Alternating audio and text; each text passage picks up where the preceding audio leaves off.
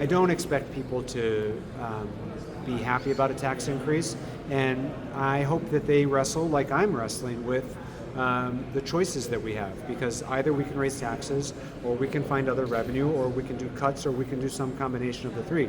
But those are in fact the only three options. And so I do hope that they walk away from tonight knowing that we have to have a balanced budget, and that there's only a couple ways to get there.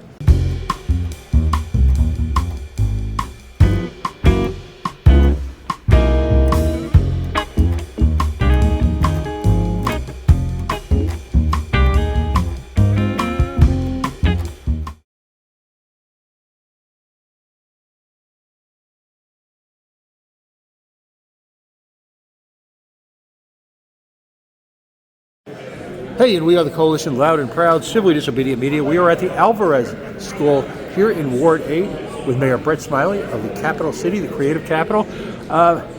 He's on sort of a road show, if you will, explaining some of the budget challenges that the city of Providence is facing. Pretty provocative conversation tonight. You could see that there was frustration out there in the audience. Do you think they've come to terms or a fuller understanding of the direct connection between the lawsuit and the Department of Education settlement and the now, well, as a libertarian this is hard to say, the necessary raise in taxes? My hope, I don't want to put words in anybody's mouth. My hope is that people understand the context of the budget dilemma that we're facing this year. And I hope they understand the process a little bit better.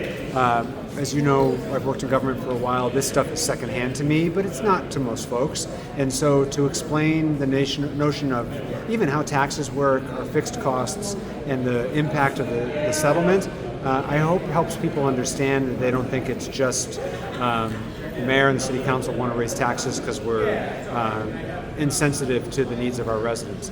I don't expect people to be happy about a tax increase, and I hope that they wrestle like I'm wrestling with the choices that we have, because either we can raise taxes, or we can find other revenue, or we can do cuts, or we can do some combination of the three.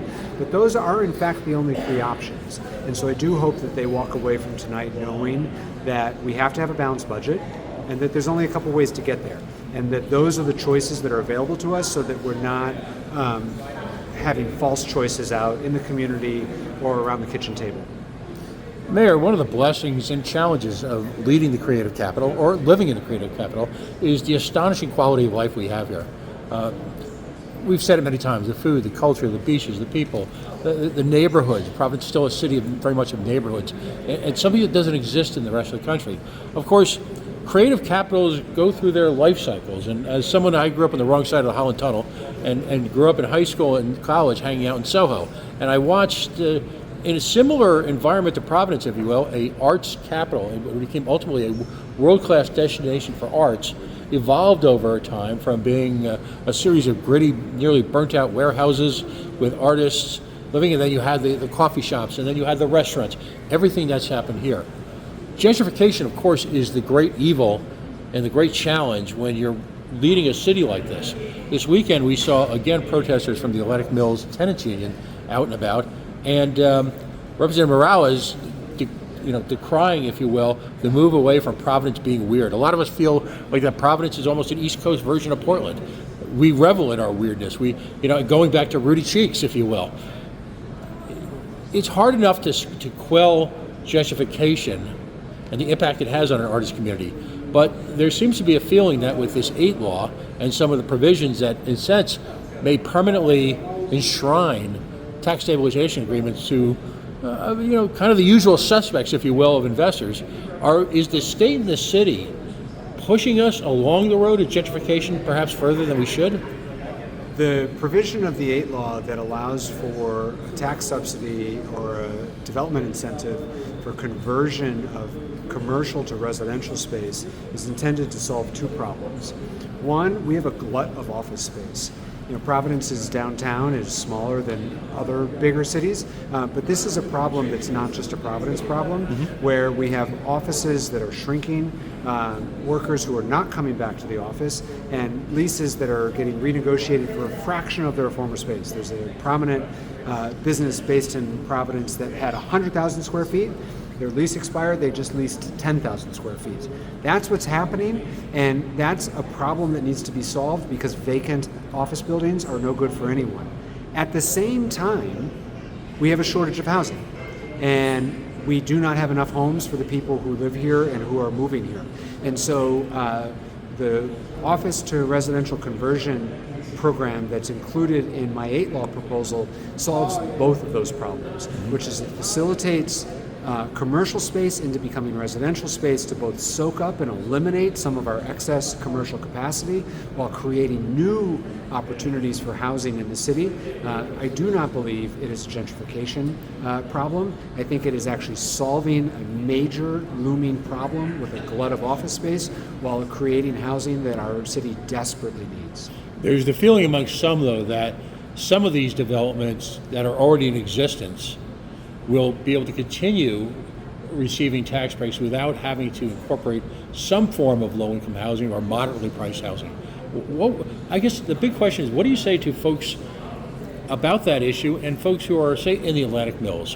And listen, years before, the first night I came to Providence was the closing of Lupo's Heartbreak Hotel, which many say is a seminal event, the night the music died in Providence.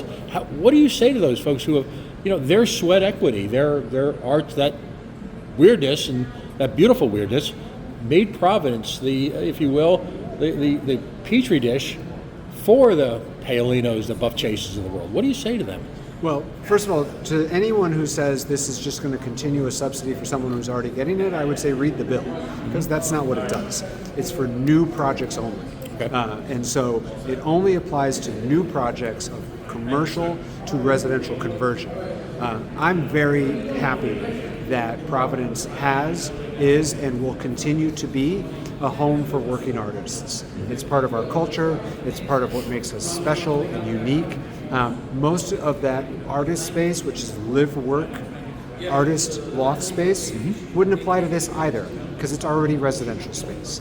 So what this program does, what this proposal does, is target commercial office space, primarily downtown office space, and provide an incentive to convert it to apartments that are desperately needed.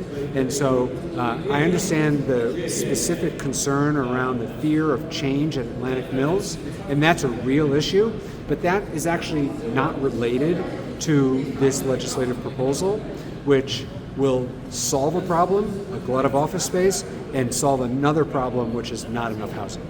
Mayor, thank you very much. Thank you.